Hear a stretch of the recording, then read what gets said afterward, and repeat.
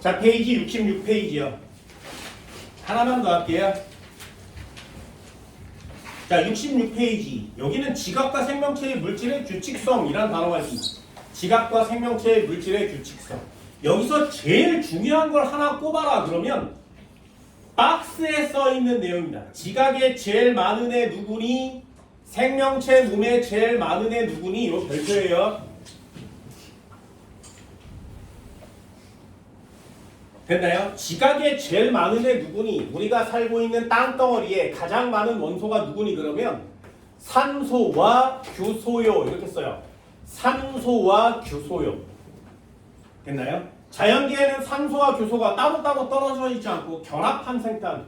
그래서 얘는 SiO2 형태로 공유 결합 상태로 존재해요. 이 SiO2를 뭐라고 하냐? 이산화규소라고 합니다. 이산화규소. 이 녀석들이 서로 배열을 하면 이래서 만든 돌덩어리들을 전부 다 규소와 산소로 이루어진 광물이라고 얘기하는 거예요. 그래서 우리 지각, 땅덩어리는 무엇으로 되어 있니? 라고 물어보면 규소와 산소로 이루어진 돌멩이로 되어 있어요 라고 쓰는 거예요. 어렵지 않죠? 다시 한번요. 우리의 땅덩어리는 지금 뭘로 되어 있니? 규산염 광물이요. 그럼 니네가 돌멩이를 볼 때마다 규산염 광물, 돌멩이에 규산염 광물 이러는 거예요. 바위를 보면 규산염 광물 다 맞습니다. 됐나요? 모든 땅덩어리는 전부 다 규산염 광물이에요. 근데 색깔이 조금 다르고 성질이 좀 다르지. 규산염 광물에 무엇이 얼마나 추가되어 있느냐에 따라서 돌멩이의 색깔과 종류, 성질이 달라지는 겁니다. 그런데 돌멩이의 기본 베이스 뭐라고? 규산염 광물이에요. 그럼 규산염 광물이 어떻게 배열하면 무슨 돌멩이가 되니? 그게 67페이지에 나오는 규산염 광물의 규칙성이에요. 별표 3개 치시고요. 내신이라고 써주세요. 67페이지에 규산염 광물의 규칙성에 박스가 쳐져 있습니다. 별표 3개 치시고요.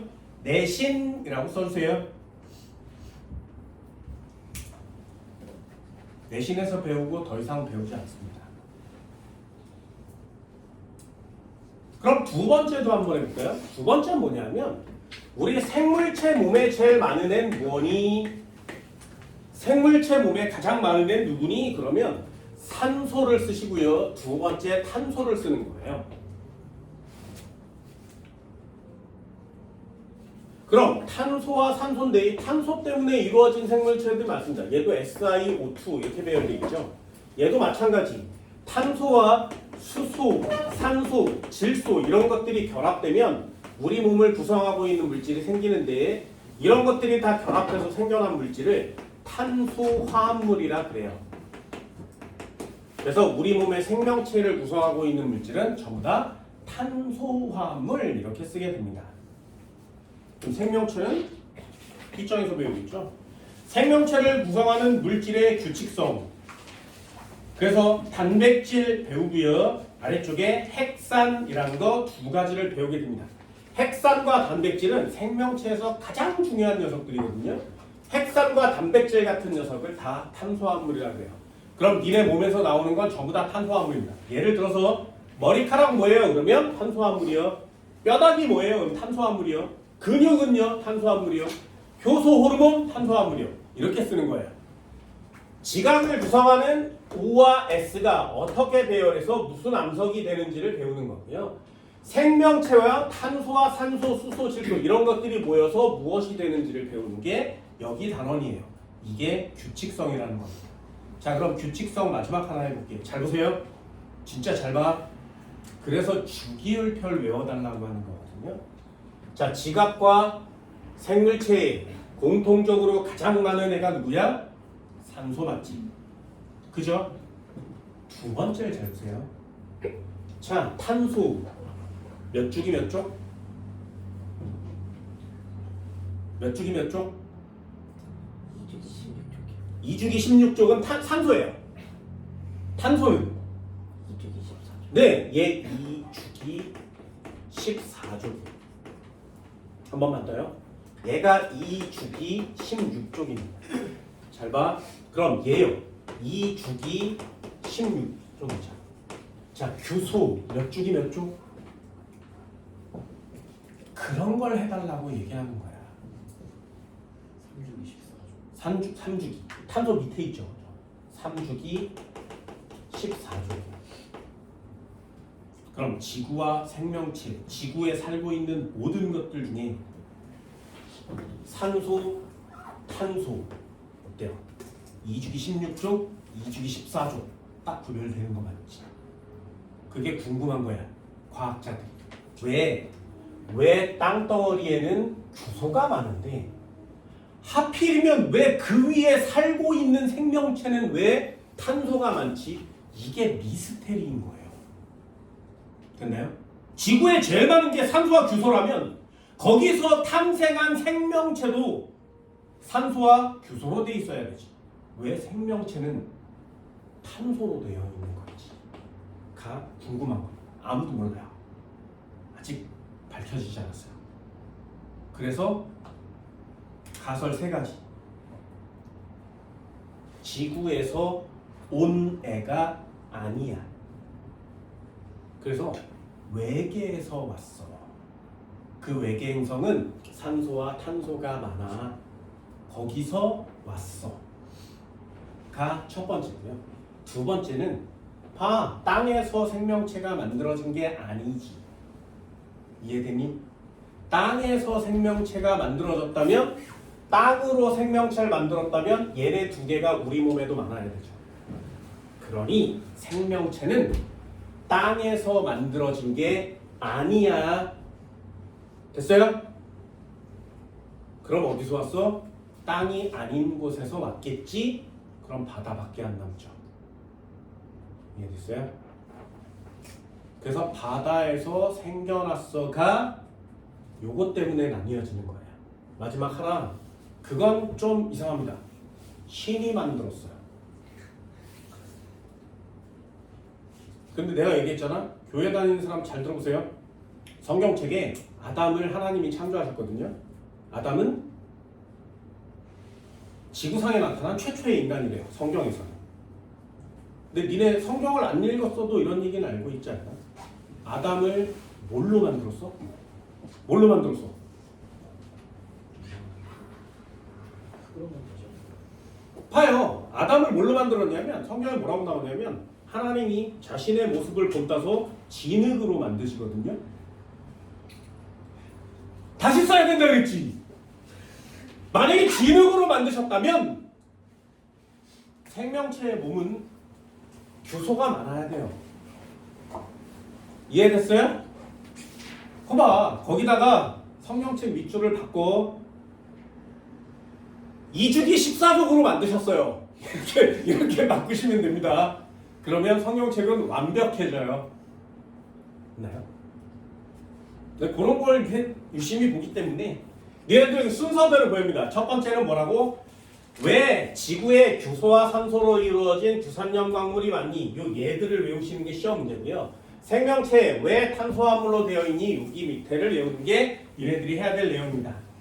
별표는 쳐드렸고요. 생명체에 나오는 단백질과 핵산은 너무나 중요하기 때문에 별표를 굳이 치지 않습니다.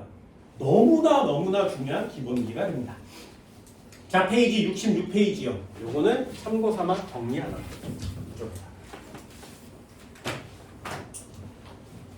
구성물질의 규칙성.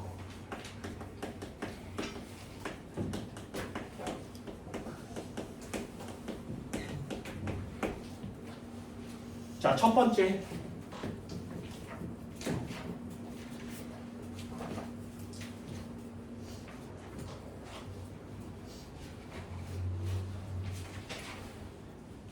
요거는 상식 하나요.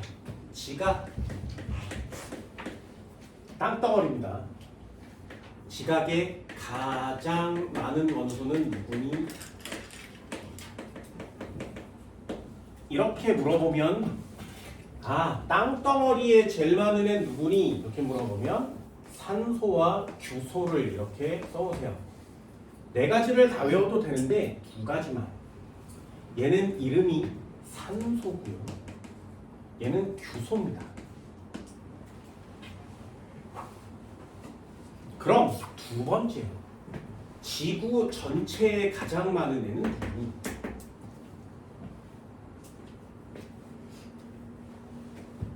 됐나요? 지구 전체에 제일 많은 애. 얘는 순서가 바뀝니다. 철이 가장 많습니다. 그 다음에 산소요. 지구 전체에는 철이 가장 많습니다. 왜냐하면 이렇게 생겼대. 이 지구고요. 여기 껍데기, 사과의 껍데기 부분이 지각이에요.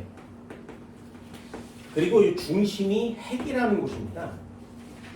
그래서 이 껍데기만 벗겨서 성분을 보면 규소와 산소가 제일 많아요. 그런데 지구의 이 가운데 있는 내핵, 외핵이 전부 다 이 핵이 전체가 철이에요. 그러니 지구 전체로 따지면 철이 가장 많은 겁니다. 됐나요? 이것도 체크 하나. 아, 지구의 전체에 가장 많은 건 철이구나. 이렇게 꼭 체크 하나 해주세요. 세 번째요. 그렇다면 생명체 몸에 제일 많은 애는 누구니? 생명체에 가장 많은 원소는 누구니? 이렇게 물어보면 얘는요. 산소가 제일 많습니다. 중요한 거 여기 있죠. 탄소가 두 번째.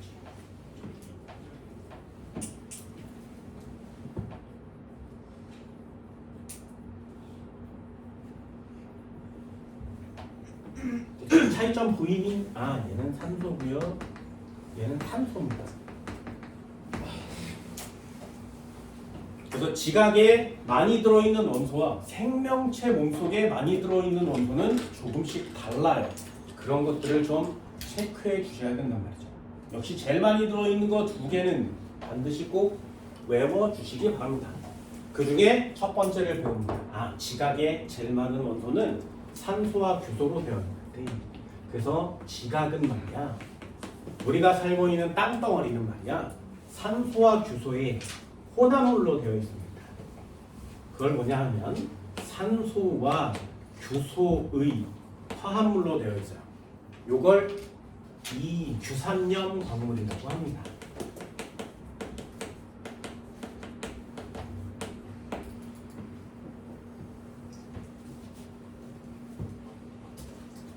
그렇죠? 원래 이렇게 생겼는데, 혼자만 되면 이렇게 생겼는데, 요걸 또 다른 표현으로 어떻게 표시할 수 있냐면 SiO4라고도 쓸 수 있어요.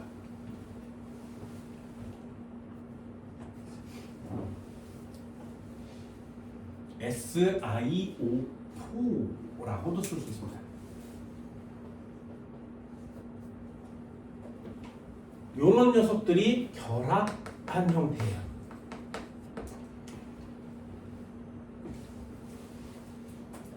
그래서 이 SiO4의 결합을 어떻게 생긴 거예요? 기본기가 피라미드 모양을 그려요.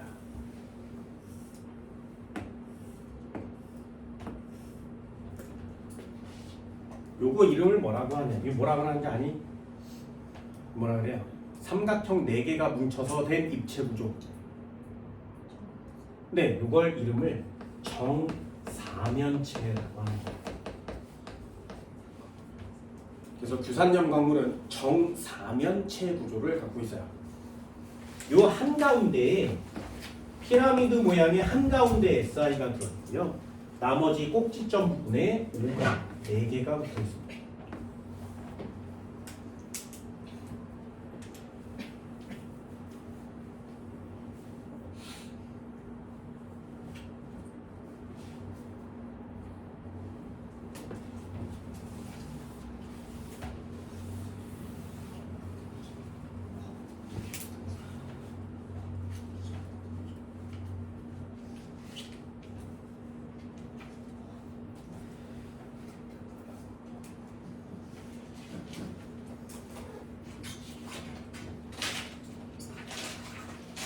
되게 간단하죠?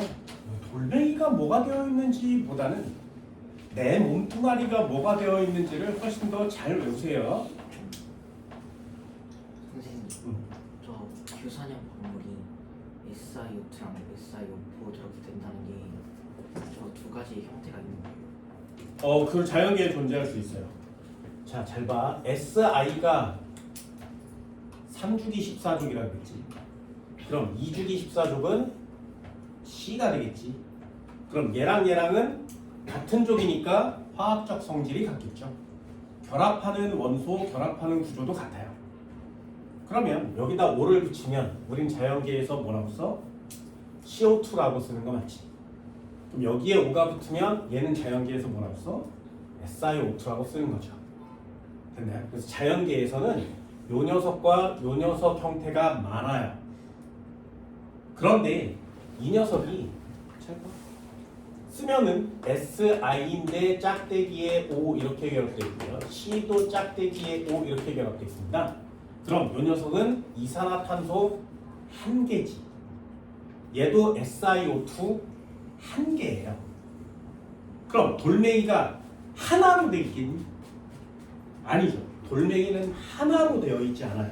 그래서 하나로 되어 있지 않기 때문에 SI에 이쪽에 O와 O가 있다면 여기도 이렇게 해서 O와 O가 붙고 여기에 SI가 이렇게 붙을 수 있지. 여기도 SI가 있으니까 이쪽에도 이렇게 SI가 있고 여기다 OO 이렇게 붙여가면 길다란 사슬을 만들 수 있죠. 이해됐어요? 그렇다면 요렇게 생긴 구조로 따지면 SI의 O4가 된 거 맞지? 이해되니? 그럼 잘 봐. 요렇게 따지면 SiO4가 된 거 맞지? 그지? 한 번만 더 해볼게요. 이거를 지구과학적으로 이해하면 되게 좋은데 그게 좀 그렇습니다. 자, O 이렇게 생겼어요. 요렇게 따지면 SiO4 맞지? 됐지? 그럼 요 노란 원 한번 볼까요? 얘가 SiO4라면 요 S에 O는 다 얘 거지. 이해되니? 한 번만 더요. 여기에 빨간 동그라미가 있으면 얘가 SiO4라면 O 다 얘 거지. 이해되니? 근데 여기 보세요. 요 두 개. 노란 거야, 빨간 거야? 야, 여기에 노란 거, 여기 동그라미 쳐줄게. 여기 노란 거. 그럼 여기 노란 거야, 빨간 거야? 모르죠. 그러니 여기다가 노란 걸 치면 SiO4가 맞고요. 빨간 걸 치면 위에 게 SiO4가 많은데 얘도 또 따지겠지. 야, 씨다 여기 여기 이거 누구 거니? 되니? 그럼 앞쪽 건지 뒤쪽 건지 알 수가 없죠. 그럼 결국에 우리가 확실하게 알 수 있는 건 뭐야? SiO2만큼은 결합되어 있구나. SiO2만큼은 결합되어 있구나죠. 이해됐어요? 나중에 앞뒤로 산소 2개씩을 붙여서 저 녀석을 나중에 고등학교 1학년 가면 새롭게 표시할 거예요. 그러니까 여러분들이 지금 고등학교 1학년 때 알고 있어야 되는 건 이 녀석 규소와 이 내기퉁에 있는 산소가 이 네모난 평면에 규소와 산소가 4개가 있는 게 아니라 얘가 저런 피라미드 모양을 갖고 있구나 라는 게 중요한 겁니다. 서로 싸우겠죠. 네 거야 내 거야 이러면서. 재미? 지워봅시다. 결국에 이 규산형을 니네들이 해야 되는 건 이게 아니야. 정말 안타깝게 되게 많은 걸 외우셔야 돼요. 자, 이제 해볼까요? 세 번째. 요거 중요하다고 별표 쳐드렸습니다. 내신용이라고 별표 쳐드렸죠? 내신용. 자, 이거 외우세요. 규칙성을 배우는 거예요. 규칙성.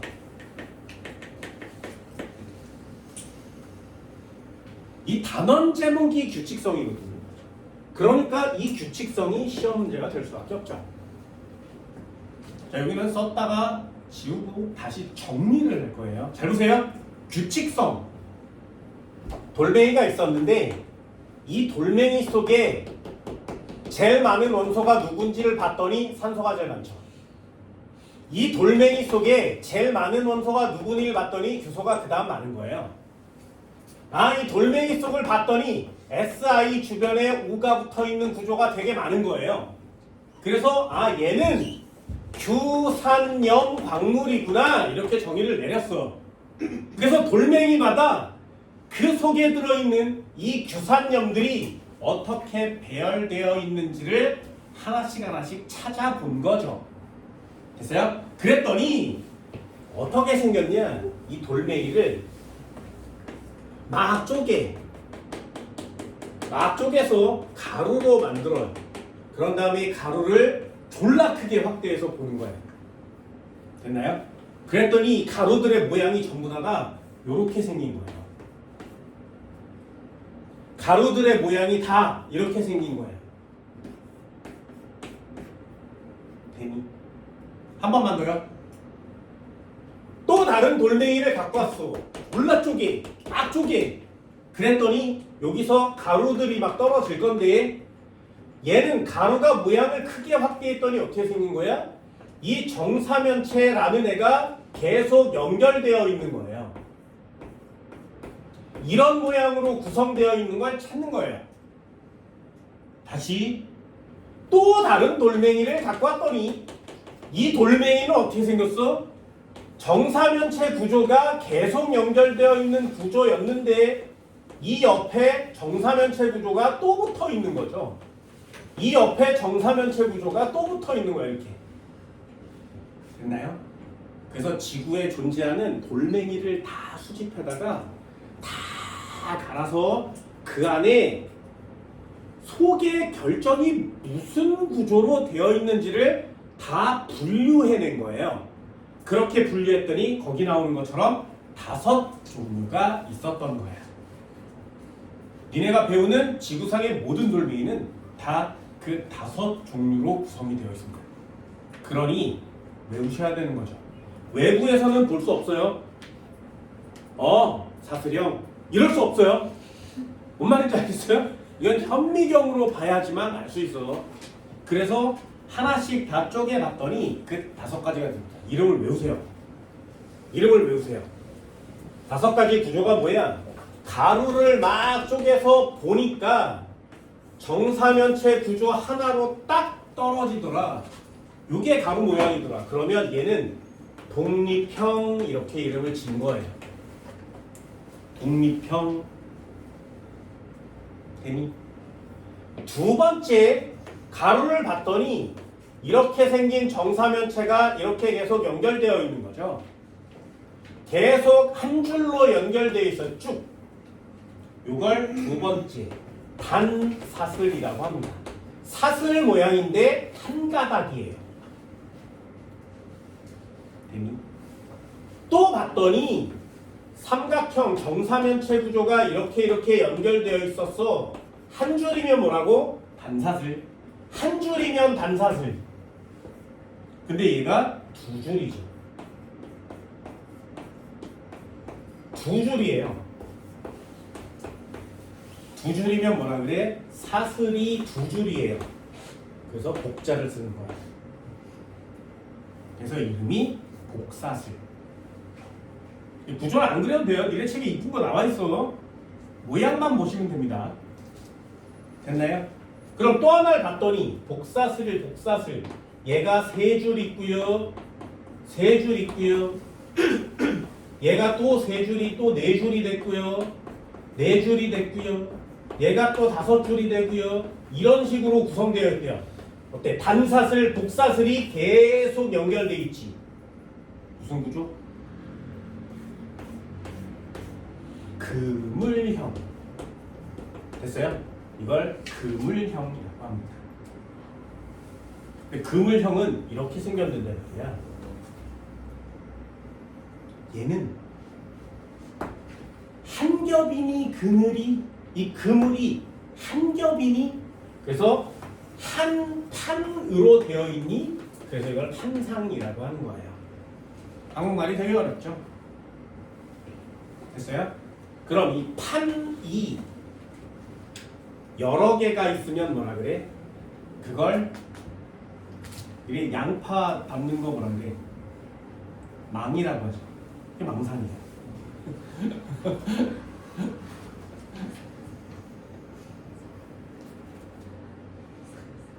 됐어요? 한 번만 더요. 정사면체 한 개 있으면 이름 뭐라고? 독립형. 정사면체가 한 줄로 되어 있으면 뭐라고? 단사슬. 정사면체 구조가 한 줄인 게 두 줄로 되어 있으면 뭐라고? 복사슬. 복사슬이 여러 개 연결되어 있으면 뭐라고? 판상. 판상이 여러 개면 뭐라고? 망상. 됐어? 뭔 말인지 알겠니?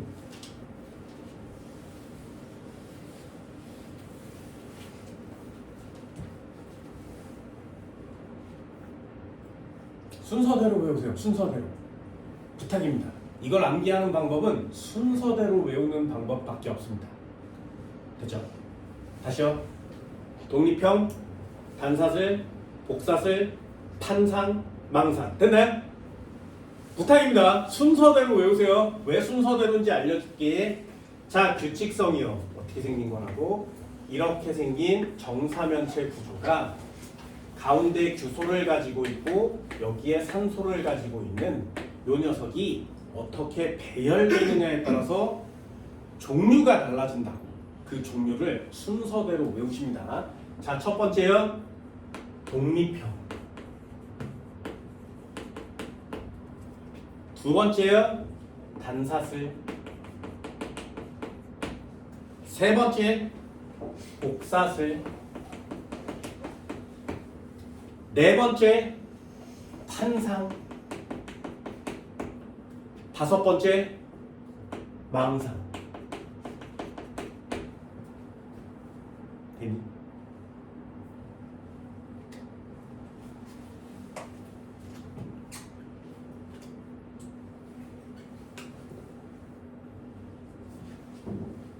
이해됐어요? 자, 얘 뭐 간단하게.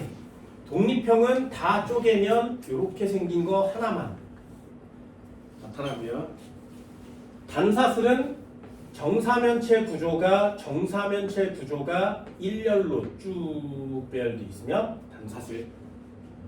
복사슬은 구조가 정사면체 구조가 일렬로 배열돼 있는 애가 두 개. 배열돼 있는 애가 두 개. 됐지? 판상은 정사면체 구조가 일렬로 배열 단상, 정사면체 구조가 일렬로 또 배열되면 복상, 정사면체 구조가 일렬로 배열돼 있으면 판상. 됐나요? 그럼 망상은요? 일렬로 배열된 애가 판때기인데 요게 뒤쪽에도 있는 거죠. 일렬로 배열된 애가 뒤쪽에도 있는 겁니다. 됐지? 요 뒤쪽에도 이렇게 나타나면, 계속 이렇게 나타나면 그걸 망상이라고 해요. 그래서 가로, 세로, 줄무늬로 정말 많이 나타납니다. 이게 망상.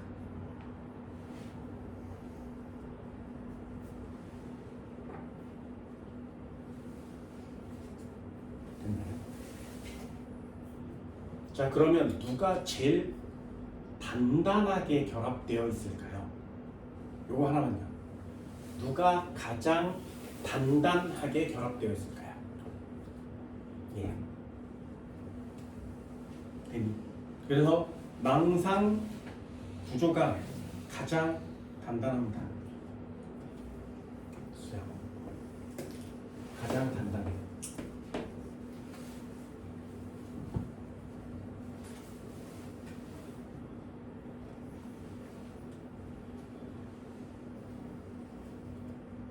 됐어요? 굉장히 중요한 단어입니다. 굉장히 중요한 단어. 나는 이걸 순서대로 외우고요. 그냥 여기다가 써요. 단단. 그럼 제일 안 단단한 애는 누구야? 독립형.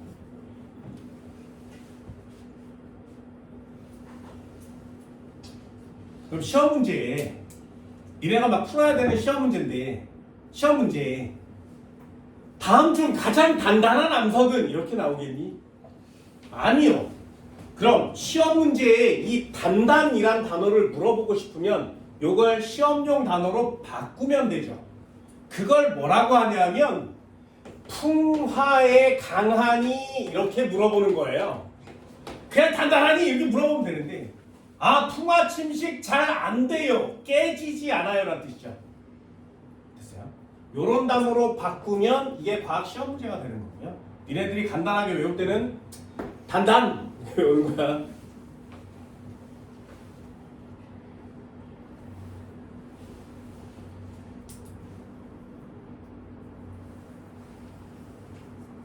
됐어요? 자, 한 번만 더 해볼게요. 아니 외워야 돼서 그래. 니네들이 외워야 돼서 그래. 니네들이 외워야 돼서 그래. 이거 내가 외울 거 아니잖아. 난 시험을 안 볼 거니까. 니네들이 외워야 돼서 그래요. 다시요. 독립형 정사면체 하나. 단사슬 긴 짝대기.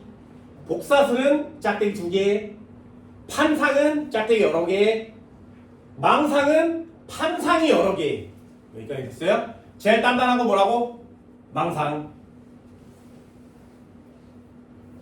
풍화에 제일 강한 애가 누구라고? 망상.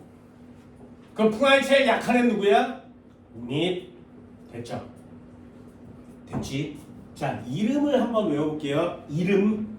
돌멩이 이름은 총 하나, 둘, 셋, 넷, 다섯, 6개. 됐어요? 돌멩이 이름은 총 6개. 자, 돌멩이 이름 외웁니다. 그럼 써줄게. 서경, 장석, 문모, 각섬석, 휘석, 감람석. 자, 서경, 장석, 문모, 각섬석, 휘석, 감람석. 순서대로 외우세요.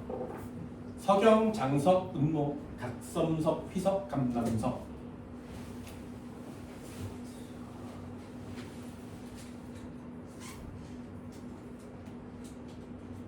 서경, 장석, 운모, 각섬석, 휘석, 감람석. 요 운모는 검정색이에요. 그래서 이런 책을 흑운모라고 쓰는 책도 있습니다. 서경, 장석, 운모, 각섬석, 휘석, 감람석. 자, 이 중에 니네들이 좀 익숙하게 좀 들어본 애 있니? 제일 많이 들어본 이름 뭐야? 서경 들어봤어요? 서경 들어봤어요? 진짜? 서경은 크리스탈이라고 합니다.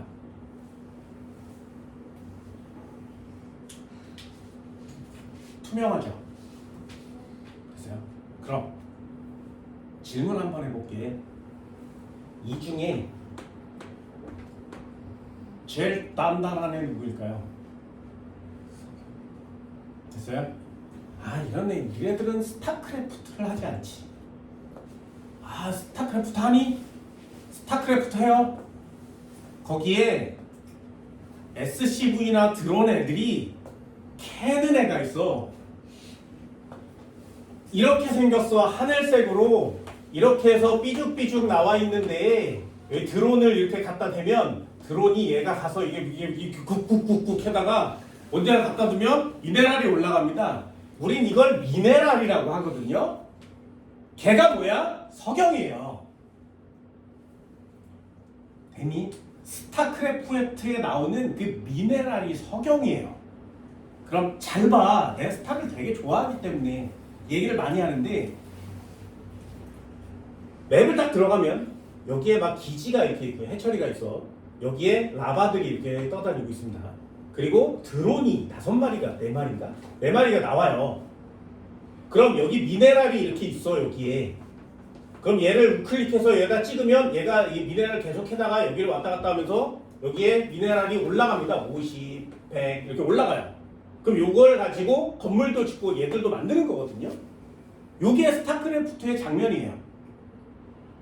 잘 보세요. 여기는 다 땅바닥이고요. 요 새끼만 미네랄이에요. 그래서 땅바닥을 막 돌아다니다가 어디 보면 미네랄이 요만큼씩 있어. 다른 본거지에도 요만큼씩 있어요. 그걸 보고 나 같은 정신 나간 과학하는 사람은 뭐라고 얘기하냐면 원래 다 돌멩이가 이렇게 쌓여 있었는데 바위였는데 풍화 침식이 됐지. 그래서 땅이 된 거야. 근데 미네랄은 남아있지. 이해됐어요? 그럼 석영은 풍화 침식 잘 된다 안 된다? 안 된다. 이해되니? 그래서 이 돌멩이를 순서대로 외워칩니다. 순서대로. 어디서부터? 딴단 밑에. 됐죠? 딴단 밑에. 여기서부터 쓰세요. 석영, 장서.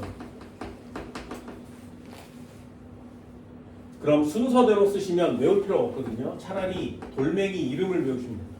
문목, 각성석, 휘석, 감남석. 이거 나중에 니네들 써라 그러면 되게 헷갈리거든요. 특히 뭐 어떻게 외우면 제일 헷갈려? 복사슬 감남석 이렇게 외우는 게 제일 헷갈려요. 그렇게 외우지 마세요. 순서대로 어떻게 한다고? 아, 독립형이 있었어, 사슬형이 있었어, 복사슬이 있었어, 판상이 있었어, 망상이 있었어. 되니? 여기서부터 석영, 장석, 문모, 각성석, 휘석, 감남석. 아, 단단. 이렇게 써놓고 시험 보는 게 훨씬 더 빠릅니다. 그리고 안 틀릴 수 있어요. 됐죠? 나중에 니네들도 이거 외우세요 그러면 꼭 그런 애 있어요. 독립형, 감남석, 단사슬, 휘석, 복사슬. 아이 몰라 안 외워줘 뭐 이런 애들 있어. 그러진 마세요. 됐나요? 순서대로 거꾸로 써도 돼요. 독립형, 단사슬, 복사슬, 판상, 망상, 석영, 장석, 운모, 각성석, 휘석, 감남석. 이렇게 써놓고 시험을 봅니다. 몇 글자만 쓰면 시험을 맞출 수 있으니까요. 됐나요? 스스로 많이 연습하셔야 돼요. 암기해야 하는 과목은 과학에서 그렇게 엄청나게 비중이 큰 과목은 아니에요. 수능에도 잘 낼 수 없거든요. 암기는 수능에 나오지 않습니다. 암기해야 되죠. 그래서 수능 문제로 내기가 되게 어려워. 잘 안 나오는 그런 문제가 되기 때문에 이 녀석을 외우는 것보다는 필기하는 방법들을 하나씩 보시면 됩니다. 하나만 더요. 이게 제일 중요해요. 잘 봐. 진짜 잘 보세요. 자, 정사면체 구조 하나만 있으면 우린 뭐라고 한다고? 독립형. 그럼 그걸로 이루어진 암석을 뭐라고 한다고? 감남석. 됐어? 감남석을 가져다가 막 부수면 정사면체 하나씩 나오는 거예요. 그러니 부수기 쉽다, 깨지기 쉽다, 덜 단단, 풍화에 약해요. 됐나요? 자, 한번 볼게. 자, SI 여기 귀퉁이에 4개씩 있다 그랬지. 이게 중요한 거야. 해볼게요. 자, SI에 요게 완전히 독립되어 있는 거 맞죠? 그럼 규소 하나에 산소는 몇 개씩 있다고? 4개요. 됐나요? 규소와 산소의 비율이 얼마야? 1대 4요. 됐지? 그래서 니네 책에 뭐라고 써있냐면 SI 분의 5라고 써있어요. 요거 나중에 외우셔야 됩니다. 나는 필기를 어떻게 해주냐면 SI 대 5라고 필기를 해줘요. 괜히 요거 나중에 외우세요. 자, 첫 번째요. 독립형 SI와 O 몇 대 몇으로 돼 있다고? 1대 4요. 되니? 한 번만 더 해볼까요? 자, 얘가 일렬로 이렇게 배열되어 있다면 이거 뭐라고 해? 단사슬. 됐죠? 그럼 단사슬 한번 볼게요. SI의 555, SI의 555, SI의 555. 자, 이게 단사슬이에요. 자, 이제 싸우기 시작합니다. 해볼게. 노란 사각형 정사면체 산소가 하나, 둘, 셋, 넷. 여기에 빨간 사각형 하나, 둘, 셋, 넷. 여기에 초록색 사각형 사면체 하나, 둘, 셋, 넷. 여기에 하얀색 사면체도 있겠죠, 그죠? 하나, 둘, 셋, 넷. 됐어요? 자, 노란 거에 산소 몇 개? 그럼 규소와 산소의 비율은 몇 대 몇? 1대 4가 되려면 여기도 노래야 되지, 그지? 그죠? 그런데 갑자기 빨간 애가 나타나서 야 신아 이거 내 거야 이렇게 얘기하는 거야. 그럼 얘도 1대 4가 되려면 여기도 빨개야 되지. 그럼 초록 애가 나타나서 야 이거 내 거야 이래버리면 여기 하얀 애가 또 가져가겠죠. 그러면 확실하게 요 노란 규소권은 몇 개니? 확실하게 3개는 확실하죠. 여기 빨간 규소권 산소 몇 개야? 3개는 확실하지, 그치? 그래서 이게 쭉 이어져 있으니까 두 번째 거는 싸우지 말고 그냥 1대 3이라 그래.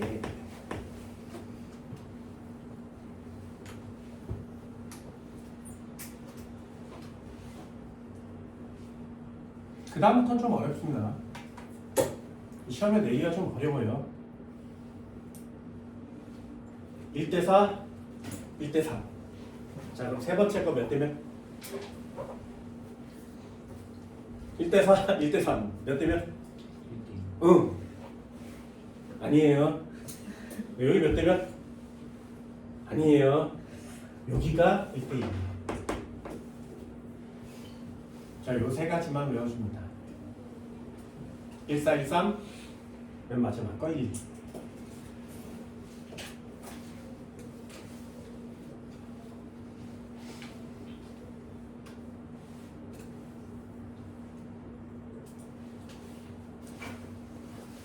여기가 4대 11이고요.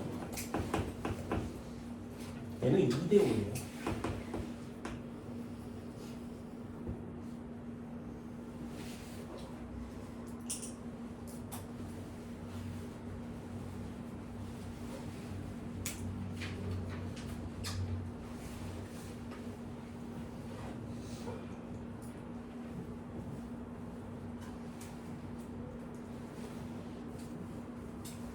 그냥 4로 다 통합해도 외우기가 좀 괜찮은데.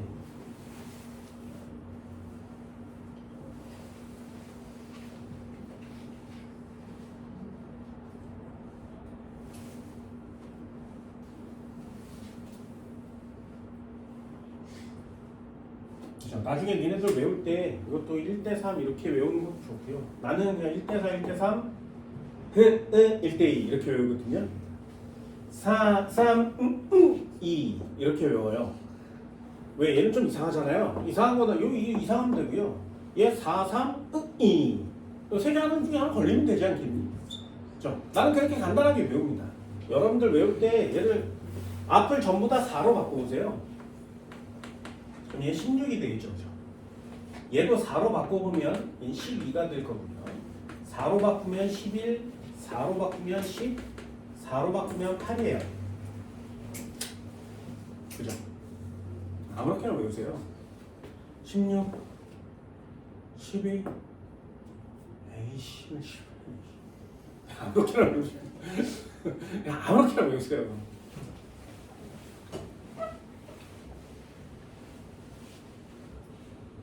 이거 굉장히 중요합니다. 굉장히 중요합니다.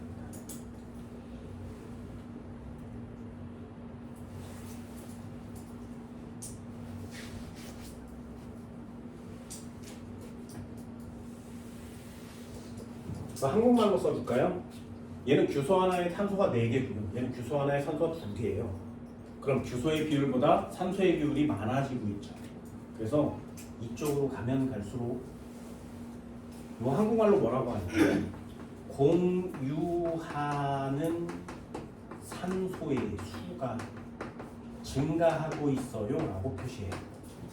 공유하는 산소의 수가 증가하고 있어요.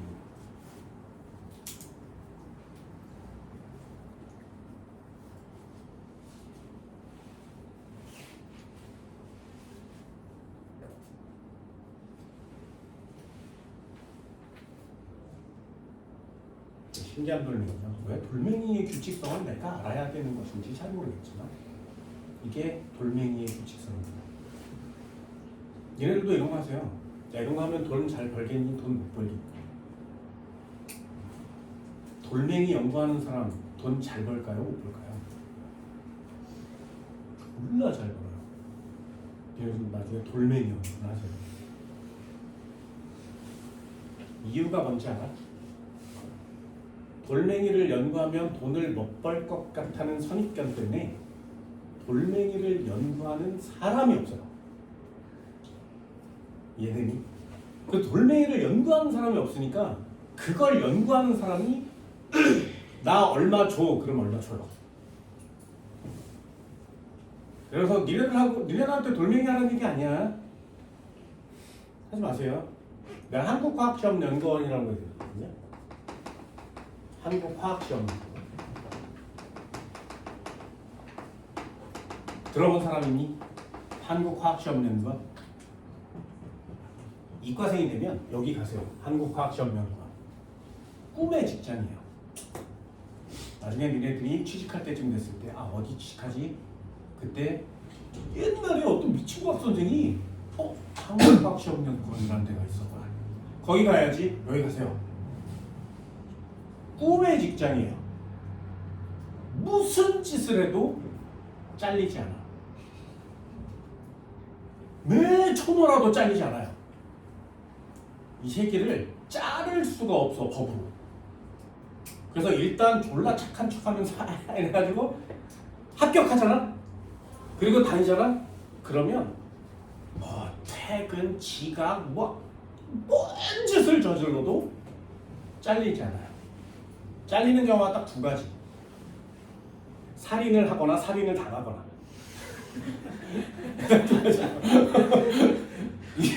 이게 이 회사를 그만둘 수 있는 방법이에요. 그래서 내가 이게 살다가 죽잖아요. 그러면 어쩔 수 없이 새로운 사람을 추가해요. 내가 안 죽고 살아 버티잖아. 그럼 정년퇴임 그때까지 잘리지 않습니다. 두 번째, 일단 들어가잖아요. 그러면 매 달마다 월급이 올라요. 매 달마다 월급이 올라요. 물론 월급이 막 몇 천만 원씩 오르진 않지만 그 매달이 쌓이면 1년에 12번 월급이 오르죠. 그 다음에 또 12번이 오를 거 아니에요? 그럼 그 다음에 또 10년간 다니면 120번 올라요. 월급이. 그래서 10,000원씩만 올라도 120만 원이 오르지. 그럼 월급이 째째하게 10,000원씩 오르겠니? 10만 원 오르면 1,200만 원이 오르는 거지. 보세요. 이만큼씩 올라요. 그럼 정년퇴임까지 한 40년 다니면 땡큐 아니에요? 땡큐. 세 번째 좋은 점은 칼출근 칼퇴근이에요. 그래서 출근하고 탁 찍고 나면 시계 이렇게 보고 있다가 5시! 이러고 찍고 나오면 돼요. 잔업이 없어요. 잔업을 하면 돈을 줘요. 꿈의 직장.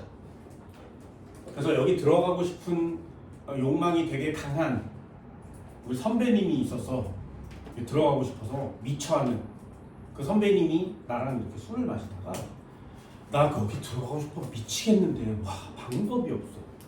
그래서 내가 거길 들어갈 수 있는 방법이 하나밖에 없다면 그걸 합시다. 그래서 매 출근 시간마다 둘이 가. 그래서 출근하고 지켜보고 퇴근할 때 지켜봐. 그래서 제일 만만하게 생긴 게 골라요. 준혁아 나 쟤. 그러면 오케이. 그럼 계획을 세우는 거야. 렌트카를 빌린다. 번호판을 제거한다. 저 새끼가 칼퇴근을 하는데 며칠 지켜봤더니 어디에서 술 한 잔씩 하고 집에 간다. 지하철 타고 어디 버스 정류장에서 내려서 걸어간다. 거기는 CCTV가 없다. 선배님 제가 저 새끼 밀 테니까 선배님 들어가세요. 이 정도예요. 이래야만 갈 수 있어요. 한 번만 들어가면 완전 땡큐인데. 들어가세요. 여기에 미생물실 있고요. 내 미생물실에서 근무했었거든요. 화학실도 있고요. 그리고 한국화학시험연구원이니까 있어요. 그리고 딱 하나가 있어요. 이 되게 커요. 인원도 되게 많아요. 얘도 되게 커요. 인원이 되게 많아요. 층별로 방별로 실험 기자재가 다 있어. 완전 화학 생물학 연구실이에요. 그런데 여기에 하나의 창고방이 하나가 있는데 이 창고방에 문 열고 들어가면 돌멩이가 종류별로 있어요. 그거 하는 사람이 우리나라에 딱 한 명인 거야. 이 돌멩이 연구하는 사람이. 서울대를 나오신 분이 계시거든요. 서울대에서 석사를 받고 나오셨어요. 그리고 박사 준비를 하고 해서 박사를 따고 여기로 오신 거예요. 그래서 여기서 근무를 하는데 나도 몰랐어요. 나이가 꽤 지긋하시거든요. 나도 몰랐어. 그래서 내가 이렇게 미생물실에서 막 이렇게 하고 있으면 이 아저씨가 들어와요. 등산복을 입고 선글라스를 끼고 그리고 문을 열고 이렇게 들어와. 야, 누구 어디 갔니? 물어봐요, 나한테. 난 처음 보는 사람입니다. 새로 왔어? 열심히 해. 그리고 가서 미생물실에 있는 요만한 난초에다가 물을 이렇게 뿌려요. 잘 자라야 돼. 그거 가요. 그래서 나중에 선배님이 오셔서 선배님 아까 이상한 아저씨 왔다 갔는데 그 사람 뭐예요? 그랬더니 그 사람은 매 시간마다 온대. 그래서 매 시간마다 난초에 물 주고 갔지? 네. 또 사우나 갔겠네? 이러는 거야. 그 난초는 뭐예요? 난초가 요만하거든요? 이파리가 이 새끼에서도 반만한 게 나요. 요 이파리가 하나 날 때마다 금액이 2천만 원씩 오른대요. 난초가. 지금 5개 있거든요? 요 1억짜리예요. 난초가. 그래서 얘는 습도와 온도를 맞춰줘야 되기 때문에 미생물실에 갖다 놓는 거야. 거기 가서 얼마나 주는 거야. 그래서 그 녀석이 이파리가 하나 더 나잖아. 2천을 버는 거야. 그래서 지극정성을 길러요. 그 몇 개 길러. 그리고 와서 물 주고 사우나 가서 놀고 밥 먹고 다시 들어와요. 그리고 니네 밥 먹었니? 그래서 안 먹었는데 나가자. 다시 또 밥 사주고 가고 막 이래요. 완전 기인이에요. 뭐 하는 거냐면 어딘가에서 땅을 채굴하다가 뭔가 나왔어. 뭐 유적 같은 뭔 돌멩이가 나왔어. 그럼 그 돌멩이 가져가잖아. 가져가서 이 사람한테 줘요. 야, 이 돌멩이 언제 거야? 그러면 이 사람이 하는 거야. 돌멩이가 무슨 성분으로 되어 있고 어떤 성분이 얼만큼 조합되어 있는데 연대를 측정했더니 뭐 500년 전 거야? 이거 조선시대 거야. 이거 어디 건데? 그러면 이 고려시대 거야. 이거 통일신라 거지. 이런 걸 찾는 사람이에요. 우리나라에서 거의 유일하게 돌멩이 연구가야. 못 쫓아내요. 안 나가요. 못 나가요. 하루 진종일처럼 하나요. 그리고 월급이 올라요. 완전 땡큐인 직업이죠. 자, 이 사람이 좀 안 좋은 짓을 좀 많이 해서 그래도 안 잘려요. 되게 중요한 돌멩이가 들어온 회사. 그리고 나한테 얘기한 적 있어. 이게 졸라 비싸. 근데 가짜라고 올렸다.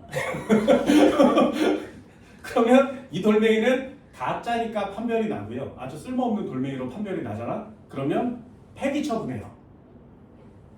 그래서 폐기 처분하세요 명령이 내려오면 폐기 처분하는 거지.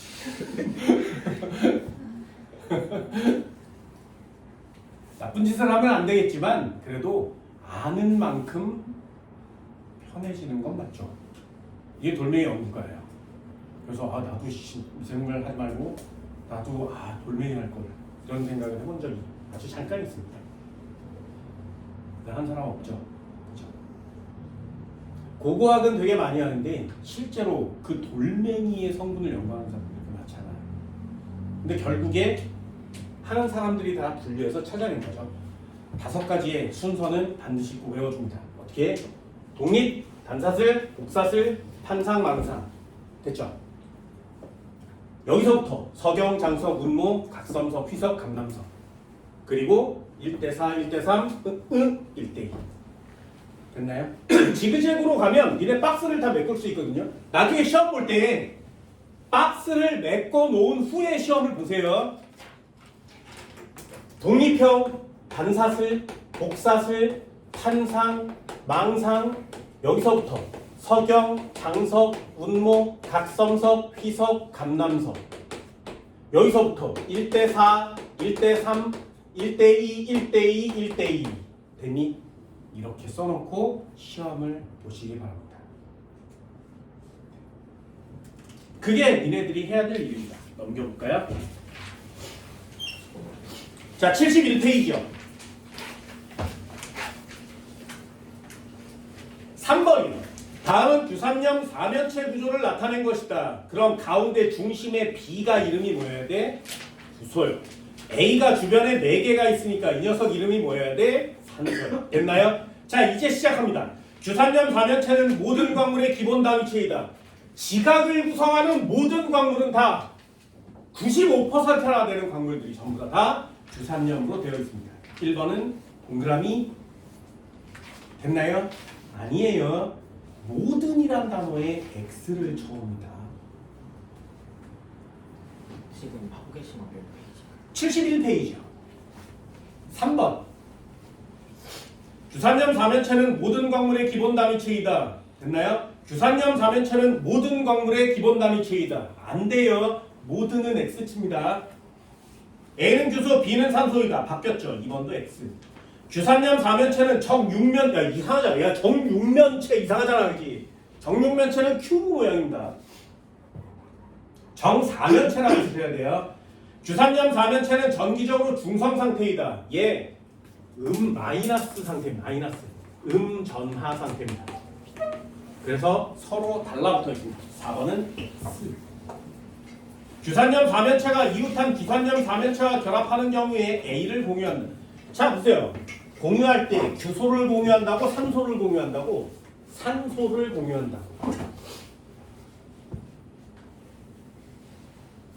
됐나요? 5번이 정답이 됩니다. 한 번 더 읽어볼까요? 4번이 어느 규산염 광물의 결합 구조를 나타낸 것이다. 자 이거 무슨 모양? 일단 맞추세요. 독립, 단사슬, 복사슬, 판상, 망상. 어떤 거? 일단 독립 아니지? 그지? 단사슬 아니에요. 망상 아니에요. 복사슬일까요? 판상일까요? 됐니? 요거 찾을 때 어떻게 찾는 거냐면 거기 그림이 막 있잖아. 이어보세요. 이렇게.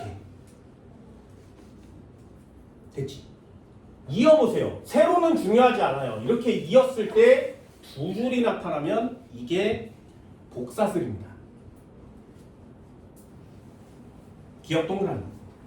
규산염 4면체의 산소 1개를 다른 규산염 4면체와 공유하고 있다. 규산염 4면체의 산소 1개를 다른 규산염 4면체와 공유하고 있다. 이 말이 되게 중요한 말입니다.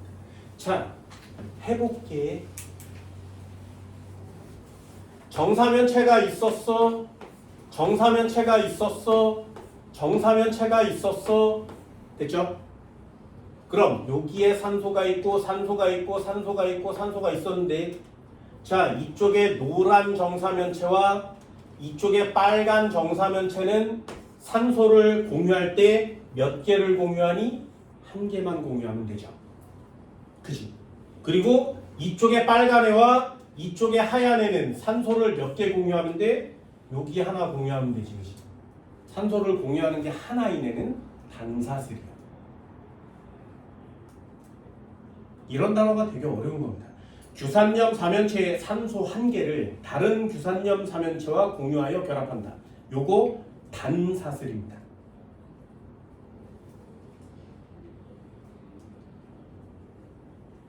이러한 결합 구조를 가진 광물은 보세요. 돌멩이 이름 외워야 되지. 독립, 단사슬, 복사슬, 판상, 망상, 서경, 장석, 운모, 각섬석, 후석함. 복사슬이 각섬석이라고 써야 됩니다. 디귿 X.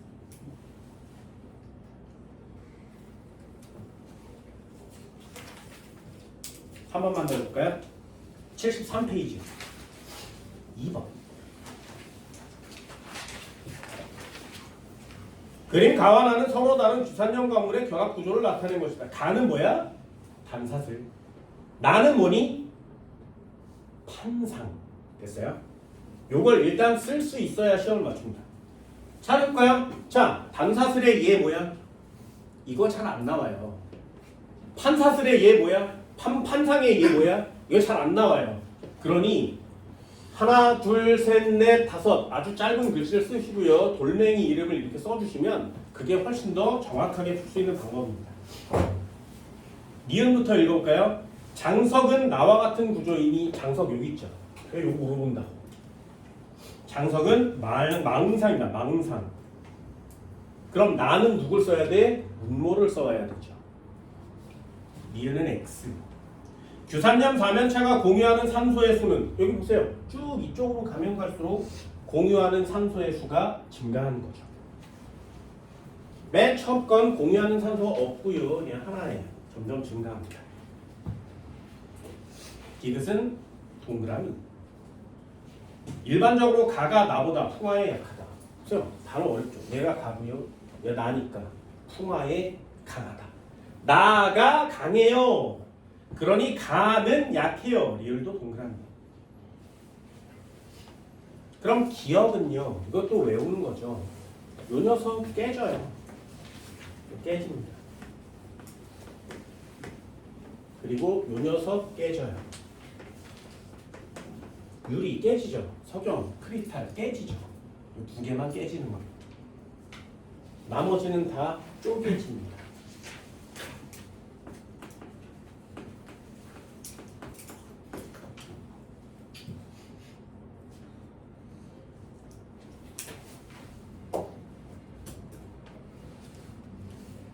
국립중앙박물관에 가본 적 있니? 가본 적 있어요? 국립중앙박물관에 가면 구석기 시대부터 시작하거든요. 거기 안에 들어가면 유리창 안에 돌멩이가 이렇게 돼 있어요.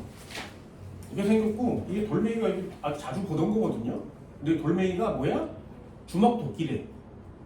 그냥 우리 뒷동산에도 있는데 그냥 주먹 도끼래요. 그 돌멩이가 막 들어있어. 어디서 많이 보던 뭐 돌멩이가 있어. 그 뭐 바닷가 가면 있는 돌멩이들만 있어요. 그래갖고 이름이 주먹 도끼 구석기 시대의 유물 이렇게 써 있어요. 근데 여기에 조금만 더 이렇게 지나가서 이쪽 유리창을 보면 도끼가 이렇게 주먹이 이렇게 생겼는데 옆에 부스러기가 이렇게 있고요. 여기가 이렇게 나가 있어요. 그리고 옆에 여기에 쪼가리가 요만큼 이렇게 나와 있습니다. 이 쪼가리가 되게 날카로워요. 네, 그래서 이 녀석으로 가죽을 벗기든가 고기를 잘라서 칼 대용으로 쓰던 도구예요. 어떻게 만들어? 돌멩이를 가져다가 탁 치면 돌멩이 중에 뾰족하게 얇은 판때기 모양으로 이렇게 떨어져 나오는 돌멩이가 있었던 거죠. 그 돌멩이가 얘예요. 그래서 두드려서 쪽으로 탁 떨어져 나오면 요 면이 되게 얇고 날카롭겠죠. 그걸로 베는 용도로 사용했던 돌멩이에요. 그게 얘예요. 나중에 이거 보십니다. 우리나라가 전 지구에서 되게 유명한 나라예요. 전 지구에서 이 구석기 유물의 주먹 도끼가 발견된 나라가 전 지구에 딱 두 군데야. 그 중에 한 나라가 우리나라입니다. 되게 유명하죠. 우리나라는 전 지구적으로 외국 과학자들한테 되게 유명해요. 한국 과학자는 한국을 잘 몰라요. 외국 과학자들이 우리나라에 유학 오는 사람들도 되게 많고요. 우리나라에 구경 관광 이런 거 말고 공부하러 오는 사람도 되게 많습니다. 니네 제주도에 가본 적 있어? 제주도에 가봤어요? 만장굴 가봤니? 들어는 봤니? 만장굴? 제주도에서 제일 유명한 관광지가 어디야? 그러면 어디야? 한라산이요 이러잖아요? 아니요. 전 지구에서 가장 유명한 제주도의 관광지는 만장굴이에요. 왜? 제주도의 만장굴은 어떻게 생겼냐면 거의 대부분의 동굴이 돌멩이가 쌓여 있다가 빗물이 스며들면 그 돌멩이가 녹아서 빈 공간이 생기면 동굴이거든요. 그런데 제주도에 생긴 동굴은 한라산이 터졌어. 그래서 용암이 이렇게 흘러내려오지. 그 용암이 이렇게 회오리를 치셔서 이렇게 지나간 거예요. 그게 회오리를 이렇게 치면서 지나가서 굳어서 공간이 남은 거예요. 그 가운데가. 그게 만장굴이에요. 그럼 용암이 또 이렇게 흘러가다가 여기서 이렇게 회오리를 치면 요만한 굴이 생기겠지. 만장굴이 얼마네? 거기 안에 홈플러스를 그냥 집어넣을 수 있을 만큼 큰 데도 있어요. 그럼 용암이 얼만큼 소용돌이를 쳐야 돼? 이 건물만큼 소용돌이를 쳐야 돼요. 그럼 한라산이 터졌을 때 나온 용암의 규모가 얼마나 했던 거야? 그만했던 거야. 그렇게 용암이 소용돌이 치면서 생긴 동굴이 전 지구에 몇 개 안 돼요. 그 중에 하나가 제주도인데 제주도에 있는 게 규모가 너무 커서 동굴 연구가들이 모두 다 제주도에 와서 그 만장굴을 구경하고 가요. 그리고 연구하고 가요. 일반 사람들이 들어가면 굴이 죽거든요. 그래서 공개할 수 있는 구간만 요만큼이고요. 나머지 훨씬 더 긴 구간은 아직도 연구 중입니다. 생태가 완전 다르거든요. 일반 동굴이랑. 그런 동굴을 보기는 굉장히 어렵습니다. 근데 우리는 제주도에 가봤는데 감귤만 졸라 따먹고 거기를 안 가보는 거야. 흑돼지만 뒤지게 처먹고 거기를 안 가는 거야. 그런 거 본 적이 없어요. 이 진짜 신기한 거 많거든요. 우리나라에 진짜 신기한 거 많아요. 전 지구에 시계 연구가들이 되게 많습니다. 스위스에 시계를 만드는 장인들이 되게 많죠. 그 장인들이 꼽은 지구 역사에서 가장 위대한 시계, 가격으로 매길 수 없습니다. 그 장인들이 만든 시계가 2억에서 10억 정도 하거든요. 모든 나사를 지가 깎아요. 근데 그 장인들이 전부 다 우리나라에 와서 시계 공부를 하고 가요. 그리고 한마디를 합니다. 이걸 얘네가 만들었다고? 이 새끼가? 진짜? 말도 안 돼, unbelievable 막 이러면 가요. 그리고 갈 때 공항에서 뭐라 그러냐면 이렇게 위대한 사람을 아무도 모른다고 니네가 사람이니 이렇게 하고 가요. 지구상에서 가장 위대한 시계 우리나라에 있어요. 전 지구의 시계는 물론이고 물리학 역학 법칙을 공부하는 사람들이 전부 다 와서 감탄을 하고 가는 그놈의 시계. 아무리 과학기술이 발달해도 똑같은 걸 만들 수 없는 그놈의 시계. 그게 우리나라에 있는데도 우리는 본 적이 없어. 가본 적 있니? 장영실이 만든 물시계 본 적 있어요? 니네 장영실이 만든 물시계 본 적 있어? 졸라 커요. 나중에 꼭 한번 가보세요. 그 물시계의 내부 구조를 우리는 볼 수 없지만 그려져 있는 걸 보고 외국인들도 와서 그걸 보고 갑니다. 연구하는 과학자도 있고요. 논문을 쓴 사람도 있어요. 외국 사람이에요. 그런데 이 미친 듯한 물건을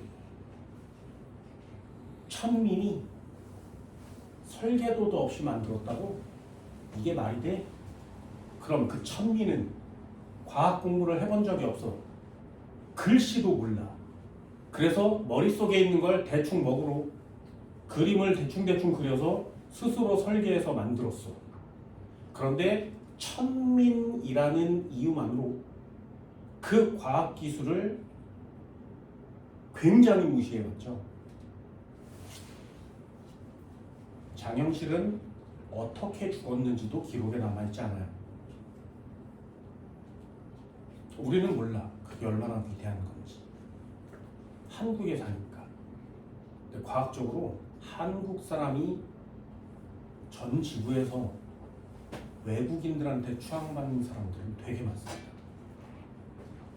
니네들도 좀 그런 것들도 관심 갖고 보세요. 이런 거 뭐 그냥 간단히 외우세요 뭐 이런 거 있잖아요. 우리나라의 과학기술은 전 지구적으로 엄청납니다. 금속 활자본 어딨어? 지구 최초의 금속 활자본 알고 있어? 이름 알고 있나요? 알고 있어? 팔만대장경은 나무로 만들었어요. 목판 인쇄술입니다. 우리나라의 금속 활자본, 네, 직지심체 요절이라고 합니다. 지구상에서 발견된 것 중에 가장 오래됐어요. 구텐베르그보다 200년이나 앞섭니다. 어딨냐고 그거. 그 지구에서 가장 위대한 금속 활자 책이 어딨냐고. 어딘지 알아? 루브르 박물관에 있습니다.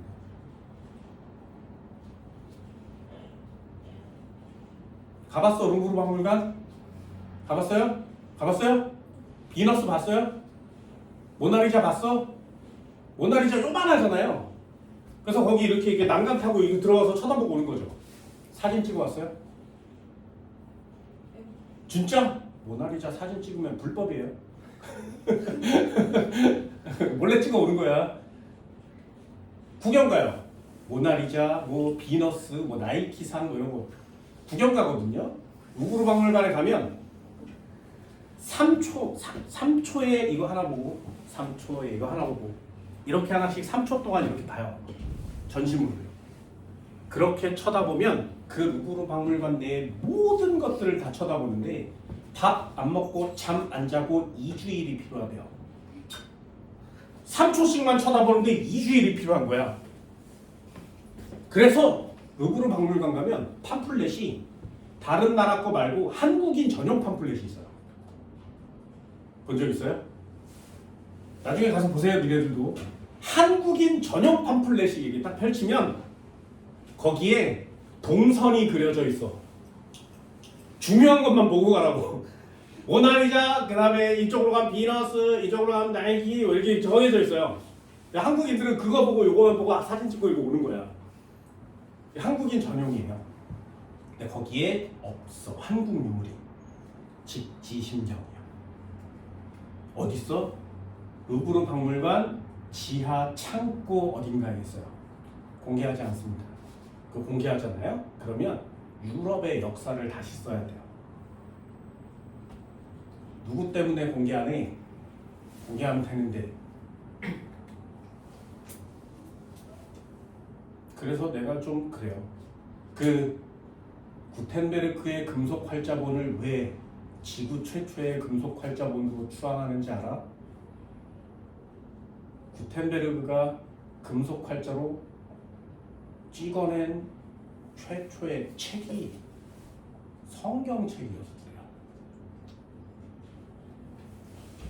우리나라 대단하지 않냐? 대단하지 않냐? 중국 애들이 보면 유럽 애들이 얼마나 웃기겠니? 나침반 우리가 만들었는데, 화약 우리가 만들었는데 뭐 이러고 있을 거 아니야? 그죠? 니네가 쓰는 종이 아직도 쓰잖아. 중국 애들이 만들었거든 이러고 있잖아요. 그럼 이집트 애들이 야냐 우리가 먼저야 뭐 이러고 있지. 최초는 그래서 엄청난 겁니다. 우리나라도 과학기술로는 엄청나거든요. 여러분들도 우리나라 과학기술은 좀 잘 알아두셨으면 좋겠습니다. 됐나요? 다시 한번 정리. 요거는 꼭 패턴대로 외워줍니다. 굉장히 중요한 내용이라고 했어요. 시험 문제 거의 대부분이 다 그런 식으로 나타납니다. 잠깐 쉴까요? 칠판 지울게요. 자, 페이지 68페이지. 간단하게 단백질만 하나 할 겁니다. 왜냐하면 아래쪽에 핵산이라는 게 있어요. 핵산. 생명체의 몸에 없어서는 안 되는 핵산. 이 핵산이 없으면 생명체라고 하지 않습니다. 핵산 중요합니다. DNA와 RNA에 대한 내용이 굉장히 중요한 내용인데 여기서 DNA와 RNA를 배워요. 그리고 69페이지에 보면 핵산의 종류, 그래서 DNA와 RNA가 어떻게 구조가 같니 다르니가 나오거든요. 그래서 69페이지의 맨 위에 DNA, RNA 비교, 요거 별표 3개짜리입니다. 됐죠? 요 별표 3개 치세요. 굉장히 중요한 내용이에요. 문제는 여기서 DNA, RNA를 배운 후에 한참 더 넘겨보세요. 페이지를 쭉쭉쭉쭉 넘겨서 생명 시스템이라는 곳에 교소 파트를 지나서 중단원을 지나면 페이지 156페이지요. 페이지 156페이지를 펼쳐보면 여기에 유전자, 단백질, 유전형질이 나타나는 이유 맨 아래 세포 생명의 중심 원리라고 써 있거든요. 이 생명 중심 원리가 별표 3개짜리예요. 생물학에서 이 생명 중심 원리를 배우는 게 지금 초현대 과학입니다. 그래서 DNA, RNA를 갖고 노는 게 생물학에서 가장 위대한 학문 중에 하나거든요. 여러분들 중에도 그걸 전공하는 사람이 있을 겁니다. 157페이지에 보면 유전 정보의 저장과 유전부, 그래서 DNA, RNA가 한 번 더 나와요. 여기는 난 개인적으로 DNA, RNA를 배운 후에 다 잊어버리고 뒤에 가서 생명 현상을 배우면 DNA, RNA를 다시 해야 되거든요. 그래서 나는 여기를 가르칠 때 항상 DNA, RNA 핵산을 배우고 난 다음에 생명 현상을 한꺼번에 합쳐서 한 덩어리로 가르쳐줘요. 이걸 따로 떼는 건 뻘짓이라고 생각해요. 그래서 오늘 단백질 배우고 그리고 다음 시간에 핵산부터 생명원리, 중심설까지 한꺼번에 설명을 할 겁니다. 나중에 여러분들이 생물학이 관심이 있는지 없는지 모르겠지만 내 몸뚱아리 또는 자연계에 존재하는 모든 생명체들은 전부 다 이 원리를 가져요. 이 원리를 갖지 않으면 생명체가 아니에요. 얘 생명체가 왜 아니니? 이렇게 물어보면 생명 중심 원리에 해당 사항이 없어요. 그럼 생명체는 모두 다 생명 중심 원리에 해당돼야 됩니다. 그래서 인간이 찾고 있는 게 뭐야? 외계인을 찾는 거죠. 외계 생명체를 찾아요. 예를 들면 토성에 위성에 생명체가 있대. 진짜? 그래서 보내. 그래서 거기에 있는 애를 가져왔는데 그 안에 생명체가 있어. 그래서 생명체를 까봐. 그래서 핵산을 꺼내. 이 녀석 몸 안에 DNA와 RNA가 들어있으면 지구의 생명체와 화성의 위성의 생명체는 같은 조상을 갖는 거예요. 됐나요? 그럼 성경체, 아까 또 얘기했지만 성경체 바꿔야 돼. 지구의 생명체만 하나님이 창조하신 게 아니라 토성의 생명체도 하나님이 창조하신 거예요. 됐나요? 나중에 외계인이 지구로 왔어. 그래서 외계인이 와서 지구를 막 정복하려고 막 지구인을 죽여. 그러면 니네들은 그 외계인을 죽이려고 하는 게 아니라, 맞서 싸우려고 하는 게 아니라 외계인의 언어를 계속 물어봐야 돼. 어느 별에서 왔니? 어느 은하에서 왔니? 꽈딱ቋ딱 이문제만 이렇게 물어봐야 돼. 아니면 그 새끼들이 우리나라 말, 한국말 또는 영어를 알 때까지 기다려야 돼.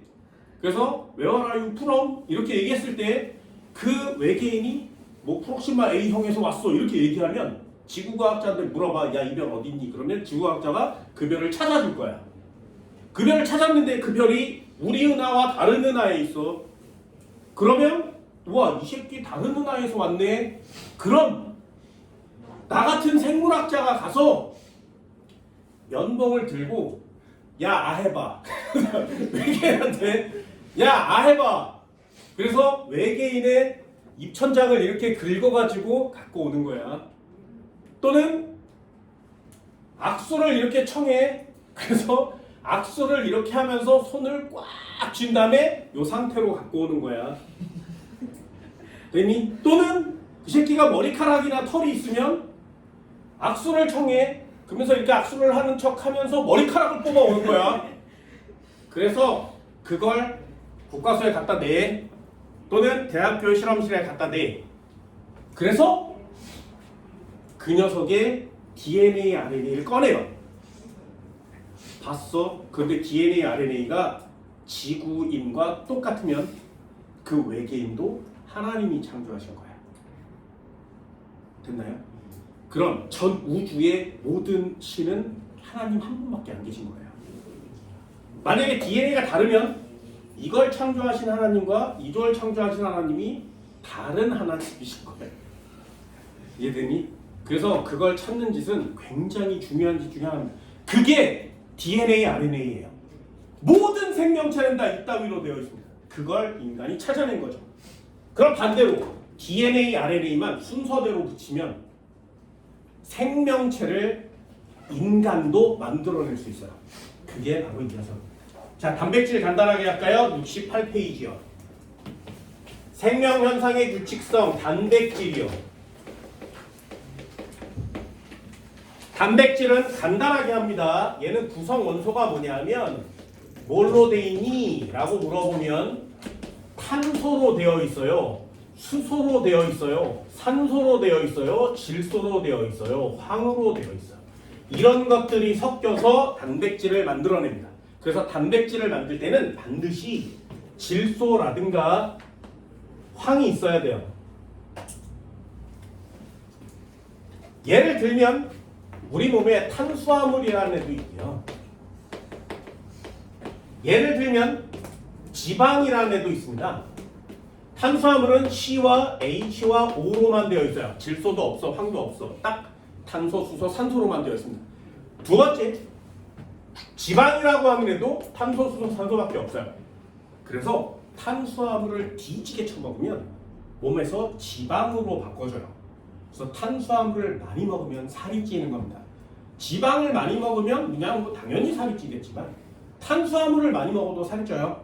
단 단백질을 많이 먹으면 살이 잘 찌지 않습니다. 그래서 운동을 하거나 다이어트 하는 사람들이 탄수화물을 안 먹고요, 지방을 안 먹고 단백질을 그렇게 처마시는 거예요. 쉐이크만 자꾸 불러 처마십니다. 왜? 먹어도 살이 잘 안 찌니까요. 얘네들은 호환이 가능해요. 탄수화물 먹으면 지방이 됩니다. 선생님, 탄수화물 먹으면 살찌나요? 네. 감자, 고구마를 졸라 처먹는 사람이 있어. 다이어트 한다고. 탄수화물 덩어리예요. 됐나요? 탄수화물만 처먹고 제일 뚱뚱하네. 코끼리. 괜히 그래서 감자, 고구마 먹고 살 빼는 애는 이런 얘기 하면 안 돼요. 과학을 잘 모르는 애고요. 감자, 고구마 먹고 살 빼는 애는 코끼리의 몸매를 가지게 됩니다. 됐나요? 우선 단백질을 먹고 살 빼는 거예요. 그럼 단백질 중요합니다. 단백질이요. 뭔지를 알아야 처먹을 거 아니겠니? 자, 두 번째, 단백질은 우리 몸에서 뭘 만드는 거냐면 몸의 모든 구성 성분을 만듭니다. 예를 들면 머리카락 단백질이에요. 눈동자 단백질이 눈의 각막 단백질입니다. 눈썹 단백질이고요. 수염도 단백질이에요. 몸뚱아리의 모든 세포가 다 단백질이에요. 되게 중요한 거예요. 손톱, 발톱은 뭘까요? 단백질이에요. 됐나요? 우리 몸의 모든 게 단백질이에요. 그래서 몸의 구성 성분 전부 다 단백질이에요. 중요한 거 하나요. 효소 단백질입니다. 전부 다요. 니네 몸을 조절해주는 호르몬 전부 다 단백질이에요. 지방 성분도 물론 있지만 거의 대부분이 다 단백질입니다. 하나만 더요. 몸이 병원체가 들어오면 그걸 죽이는 애를 뭐라 그래? 우린 그걸 항체라고 합니다. 단백질입니다. 그러니 우리 몸에 단백질이 없으면 생명체가 구성조차 되지 않습니다. 그만큼 단백질은 엄청난 녀석이에요. 그래서 여러분들 단백질을 미치도록 많이 처먹어야 돼요. 고기 많이 드세요. 튀긴 거 말고 삶은 거. 튀긴 게 맛있잖아. 어릴 때는 기름도 많이 먹는 거야. 니네 콜레스테롤 드세요. 어른들이 콜레스테롤 먹지 말라 그래요. 아니요, 그건 늙어 죽으려고 하는 할머니 할아버지들은 먹으면 뒤져요. 그런데 콜레스테롤이 없으면 세포막이 형성되지 않아요. 그래서 자라나는 애한테 가장 필요한 영양분을 골라라 그러면 단백질과 콜레스테롤을 고릅니다. 이 두 가지가 세포막의 성분이거든요. 근데 잘못 알아들은 사람이 있지. 콜레스테롤 먹으면 성인병에 걸려서 위험에 뒤진다. 그건 더 이상 세포 분열을 하지 않아도 되는 이제 곧 이런 사람들을 먹으면 안 되는 거예요. 이틀 뒤에 죽을 건데 콜레스테롤 먹고 내일 죽는단 말이죠. 그 위험한 거예요. 근데 니네들은 안 죽는다고. 잘하려면 반드시 드셔야 됩니다. 그래서 꼭 많이 드세요. 콜레스테롤은 굉장히 좋은 성분이에요. 단백질도 마찬가지. 단백질이 뭔지를 알아야 될 거 아니야? 계란 훈자 단백질이에요. 많이 드세요. 그리고 생선살, 고기의 살, 삼겹살, 그렇게 살 같은 건 다 단백질입니다. 그런 거 많이 드시면 됩니다.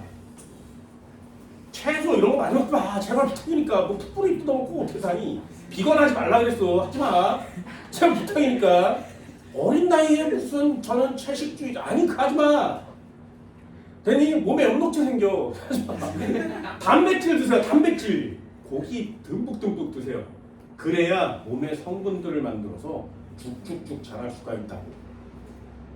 괜히 너무 많이 고기를 처먹어서 지구의 소를 내가 다 죽인 것 같아.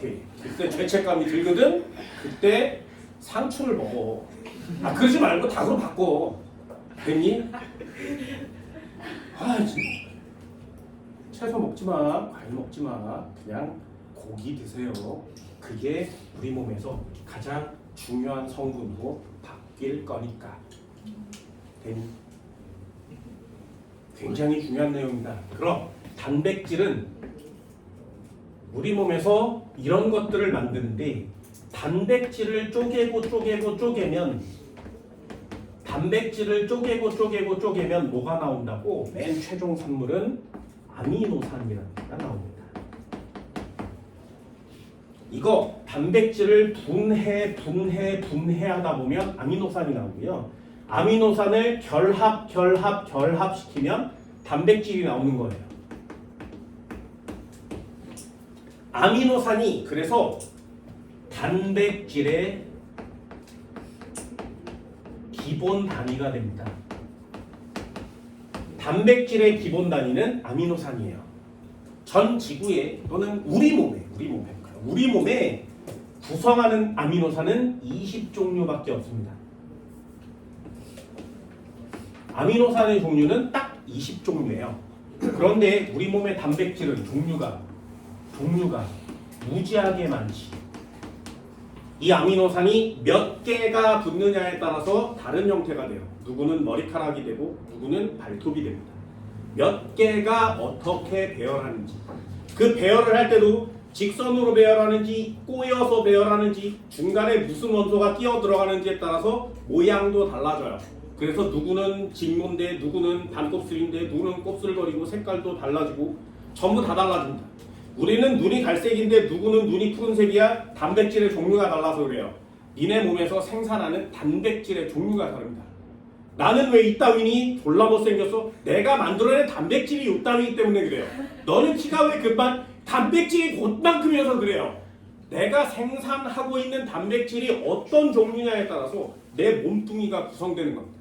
그 단백질은 내가 만들고 싶어서 만드는 게 아니라 DNA에 써 있어요. DNA에 써 있는 대로 단백질이 만들어져요. 그러니 내가 요 따위로 생겼는데 그걸 없애려면 DNA를 바꿔야 돼요. 그런데 DNA를 바꾸려면 내 몸에 있는 모든 세포의 DNA를 바꿔야 돼요. 그래서 DNA를 바꾸는데 세포가 1조 개가 있잖아. 그래서 1조 개의 DNA를 몽땅 다 바꾸면 나는 새로운 생명체로 다시 태어날 수 있어요. 하나 바꾸는데 1000만 원이야. 그 1조 개 바꿔야 돼. 그래서 난 돈이 없어. 그래서 그냥 살다 뒤지는 게 나아요. DNA를 바꾸려면 생각보다 엄청나게 어려우니까. 단 전 지구의 모든 생명체가 왜 그따위로 생긴 것이냐? 모든 생명체가 다 DNA가 다르게 써있기 때문입니다. 나무는 나무의 DNA 모양으로 써있는, 미생물은 미생물의 모양의 DNA로 써있어요. 그래서 단백질이 나타나는 이유는 다 DNA 때문이니까 단백질은 마지막 결과물처럼 돼요. 그럼 그거의 원인이 DNA가 생명체에서는 훨씬 중요하단 말이죠. 한 번만 더요. 20개의 종류가 어떻게 배열하느냐에 따라서 수많은 종류의 단백질을 생산할 수 있습니다.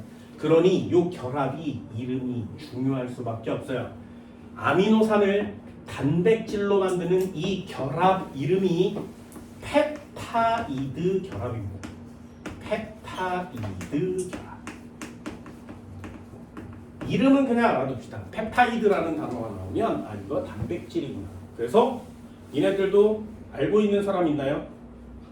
음식물을 처먹었어. 그럼 몸에서 소화 요소가 나오는데 위로 들어가면 단백질 분해 효소가 나와요. 네, 걔 이름 뭐야? 왜요? 같은 펩자잖아요. 그래서 단백질 분해 요소 이름을 펩신이라고 하는 거예요. 펩타이드 결합을 끊어내는 애라는 뜻입니다. 이런 게 상식인 거죠. 그래서 아미노산을 단백질로 만드는 결합, 펩타이드 결합. 이게 여러분들이 해야 될 일입니다. 온도가 올라가면 단백질은 변성돼요. 그래서 온도가 올라가면 효소나 호르몬이 변성됩니다. 얘네들이 자유롭게 움직이면서 작용을 해야 되는데 온도가 올라가면 굳어요. 계란 흰자가 계란 후라이가 되듯이 굳습니다. 단단하게 굳으면 효소가 가서 작용을 못해요. 호르몬이 가서 작용을 못해요. 그러니 내 몸이 효소와 호르몬의 작용을 못 받으니까 죽는 거죠. 그 온도가 얼마야? 40도예요. 그래서 내 몸의 체온이 40도를 넘어가면 내 몸에 있는 효소와 호르몬이 변성되기 시작해요. 그 상태가 유지되면 죽는 거야. 그래서 빨리 데려다가 몸의 체온을 미치도록 낮춰줘야만 하는 거죠. 그래야 살 수 있습니다. 그렇다면 하나만 더요. 마지막이야. 저 단백질이나 효소, 호르몬, 항체 이런 것들이 있잖아. 우리 몸에 있죠. 얘네들이 온도가 높아지면 변성돼서 활성도가 떨어진다고 했어요. 그러니 내 몸이 위험한 거죠. 그럼 얘네들이 가장 활발하게 활성을 가진 온도는 몇 도일까요? 몇 도일 때 얘네들의 능력치가 최대로 발휘될까요? 그게 니네 체온이에요. 됐나요? 그럼 반대로도 물어볼 수 있잖아. 내가 항상 얘기하는 거, 인간의 체온은 몇 도여야 돼? 36.5도요. 왜요? 됐어? 그거에 대한 해답이 이 녀석이에요. 우리 몸을 구성하고 있는 단백질의 최대 활성 능력치를 나타낼 수 있는 온도가 36.5도이기 때문에 그렇습니다. 되셨나요? 항상 이런 단어를 좀 신경 써서 들어줍니다. 오늘 단백질 간단하게 했고요. 이 녀석은 나중에 한 번 더 나올 때가 있어요. 다음 시간에 핵산에 대한 내용을 설명드립니다. 고생했습니다.